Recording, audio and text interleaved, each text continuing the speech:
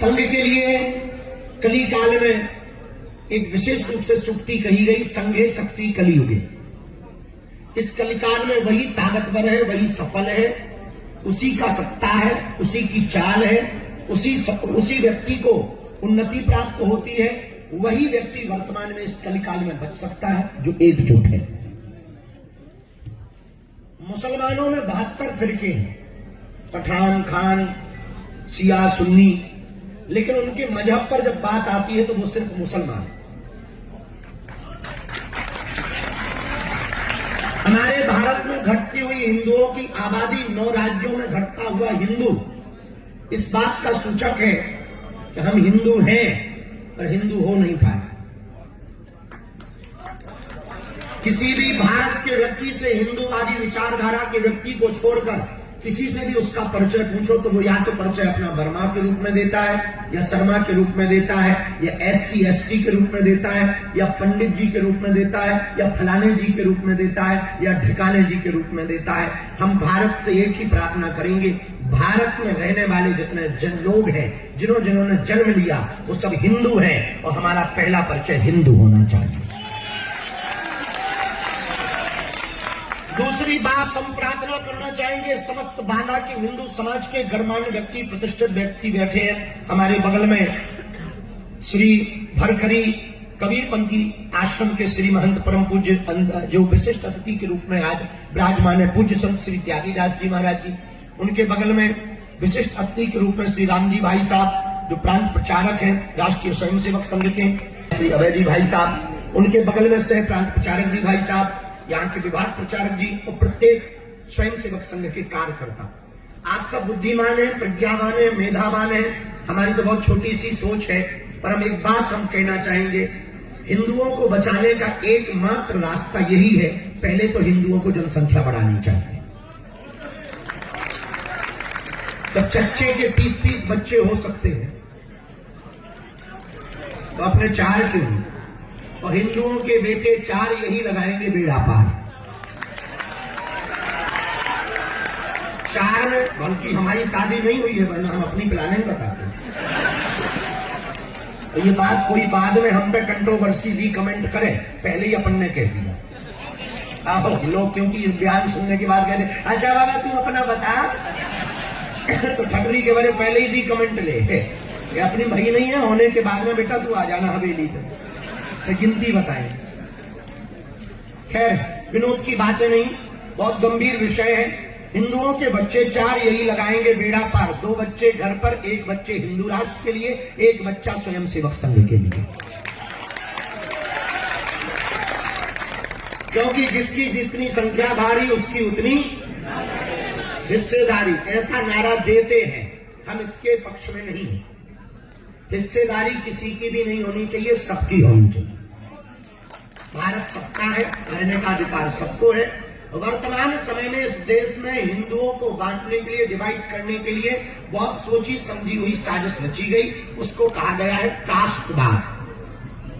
और कास्टवाद ने इस देश को खोखला किया। पहले भी जातियां थी पर जातिवाद नहीं था, वर्तमान में जातिवाद ज्यादा है, जातियां कम। और इस जातिवाद के जहर ने हिंदुओं को खोखला कर दिया।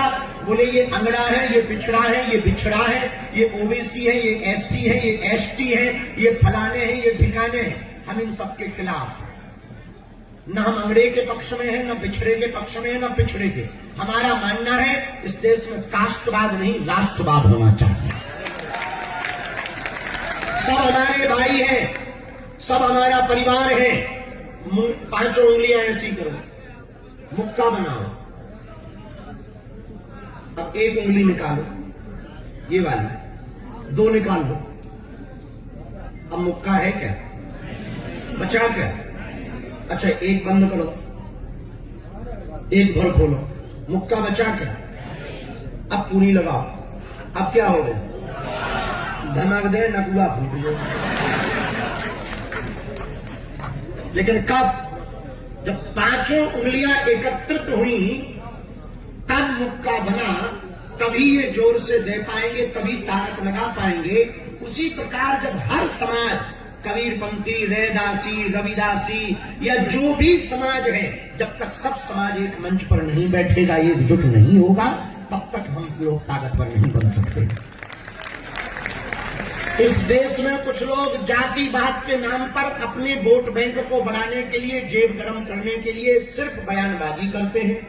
हिंदुओं को समझना होगा, एक बात याद रखना, जिस दिन तिरंगा में चांद आ गया, न बर्मा बचेंगे, न शर्मा बचेंगे, न क्षत्रिय बचेंगे, न वैश्य बचेंगे, न कबीरपंथी बचेंगे, न रैदासी, न परशुराम वाले बचेंगे, न तुलसीदास वाले बचेंगे। एक बात याद रखना, जिस दिन तुम्हारे तिरंगा में चांद हो जाएगा, न तुम्हारा घर बचेगा, न जल बचेगा, न जमीन बचेगी, न जोरू बचेगी, न बच्चे बचेंगे। बांग्लादेश में भी उनके पास भी संपत्ति थी, व्यापार था, बच्चे थे, पत्नी थी, एक नहीं बची। बेवा विधवा औरत से 40 लोगों ने रेप किया। इसलिए एक बात याद रखना, संपूर्ण उत्तर प्रदेश समाज के हम समस्त हिंदुओं से एक बात हम प्रार्थना करना चाह रहे हैं, इस देश में अब कास्टवाद नहीं राष्ट्रवाद होना चाहिए। इसलिए हमने पदयात्रा की कि जात पात की करो विदाई, हम सब हिंदू, हम सब हिंदू, हम सब हिंदू। लेकिन ये नारों से काम नहीं चलना है। हर हिंदू को इसके लिए प्रेरित होना पड़ेगा, संकल्पबद्ध होना पड़ेगा। हम मंचों पे तो करते हैं, जमीन पे कुछ नहीं करते। इसलिए परिणाम सिर्फ फोटो और न्यूज तक आता। वास्तविकता चंडालन माता रील बंद कर। तो हम एक बात प्रार्थना बहुत विनम्रता पूर्वक समस्त हिंदू समाज से करना चाहेंगे। हिंदुओं, आप अपने आप को बचाना चाहते हो तो जातियां तो रखो, पर जातिवाद खत्म करो। हम सब ईश्वर की संतान है, हम सब परमात्मा की संतान है। कौन बड़ा कौन छोटा, ना कोई बड़ा है ना कोई छोटा है, हम सब एक हैं, क्योंकि हम सब हिंदू हैं। इसके लिए हर हिंदू को प्रण लेकर के अपने गांव में, मोहल्ले में सप्ताह में एक बार बैठक करना चाहिए। तीसरी बात, एक साथ भोजन की जात पात। एकता कब होगी? दो बातों से, या तो परिवार की एकता से अथवा फिर भोजन से। तो जब पंगत मतलब पंगत एक साथ होगी तो संगत बढ़ेगी। सामाजिक समरसता के बोझ पर जोर देना चाहिए, परिवार को बचाना चाहिए। सबसे बड़ी दिक्कत है कि चच्चे के तो 30 बच्चे हैं हिंदुओं के लिए। अब हम ये बात कहनी नहीं चाहिए, सरकार ने एक नारा दिया, बच्चे 2 ही अच्छे, पर हिंदुओं ने और बड़ा ले लिया। अब हिंदू तो पढ़े लिखे ज्यादा नहीं है, उन्होंने कहा कि बच्चा ना बच्ची जिंदगी कटे अच्छी। तो थोड़ा और मॉडल निकले। खैर, हमें उससे कोई लेना देना नहीं है, हम तो समझा रहे हैं, समझोगे। आज आप बच्चे 2 ही, अच्छा एक घर में और मिले बांधा के, उनका कहो जिंदगी कैसी कट रही, विवाह हो गया, भगवान की कृपा, जल्दी खुशखबरी आवे, बोले बस महाराज एक ही आवे। हम कहते हो, बोले बच्चा एक ही अच्छा।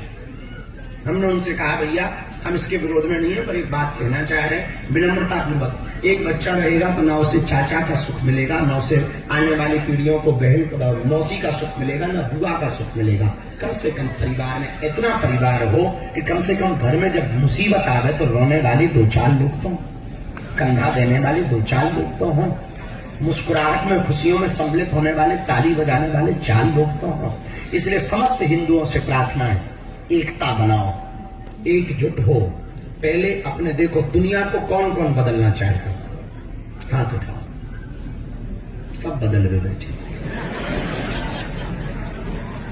दुनिया को बदलना है तो पहले देशों को बदलो, देशों को बदलना है तो पहले अपने देश को बदलो, अपने भारत को बदलना है तो पहले प्रदेशों को बदलो, और प्रदेशों को बदलना है तो पहले अपने प्रदेश को बदलो, अपने प्रदेश को बदलना है तो पहले जिलों को बदलो, और जिलों को बदलना है तो पहले अपने जिले को बदलो, अपने जिले को बदलना है तो पहले गांव को बदलो, और गांव को बदलना है तो पहले अपने गांव को बदलो, अपने गांव को बदलना है तो पहले अपने कॉलोनी या मोहल्ला को बदलो, अपनी कॉलोनी या मोहल्ला को यदि बदलना है तो पहले अपने घर को बदलो, अपने घर को बदलना है तो पहले तुम खुद को बदलो।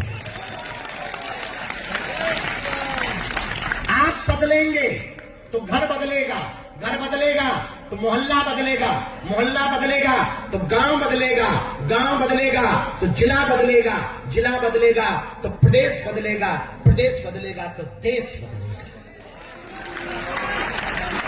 इसलिए ये शुरुआत जितने लोग यहां बैठे यही प्रण ले लें कि हम सब हिंदू, हम सब हिंदू, हम सब हिंदू। हम दावे के साथ कहते हैं लौटकर जिंदगी में हिंदुओं को पीछे मुड़ करके नहीं देखना पड़ेगा। एक बात और बोले, कह दो, बोलो। जब सनातन संस्कृति का उद्भव और प्रचार बहुत मात्रा में हो रहा और डॉक्टर हेडगेवार जी की परंपरा राष्ट्रीय स्वयंसेवक संघ अपना शताब्दी वर्ष महोत्सव मना रहा है। राष्ट्रीय स्वयंसेवक संघ के लिए हमने पूर्व में भी कई बार कहा, हम एक बात बहुत स्पष्ट रूप से कहें कि हम इस स्वयंसेवक संघ के सदस्य नहीं हैं, लेकिन एक बात हमें गौरवपूर्वक कहने में कभी भी खिन्नता या झिझक नहीं होती है। जो सत्य हो उसे कहना ही चाहिए। संघ न होता तो इतना हिंदू बचा न होता। शायद जो हाल बांग्लादेश का है वो भारत का हो सकता था, परंतु डॉक्टर हेडगेवार जी की परंपरा, और अभी अभय जी भाई साहब आए हैं चित्रकूट वाले, शायद चले गए हैं, बैठे हम और आप यहाँ आने के पहले चित्रकूट में बैठ के हम अब श्री अभय जी भाई साहब और हम बैठकर भोजन पा रहे थे, तब हम लोग यही चर्चा, अभय जी भाई साहब ने बहुत बड़ी बात कही कि डॉक्टर हेडगेवार जी ने संघ की स्थापना की तो गुरु जी ने उसको बहुत आगे बढ़ाया और प्रत्येक स्वयंसेवक संघ के सिपाही ने गांव गांव में जो मतांतरण धर्मांतरण को रोकने के लिए कार्य किया वो गौरवान्वित है, बहुत अभूतपूर्व है। हम संपूर्ण राष्ट्रीय स्वयंसेवक संघ के सदस्यों को और पूरे भारतवर्ष को, और जहां जहां हिंदू विचारधारा के लोग रहते, Mauritius, Fiji, Maldives, Indonesia, Cambodia आदि आदि देशों में जहां जहां हिंदू रहते हैं, उन सबको राष्ट्रीय स्वयंसेवक संघ के शताब्दी वर्ष की बहुत बहुत शुभकामनाएं।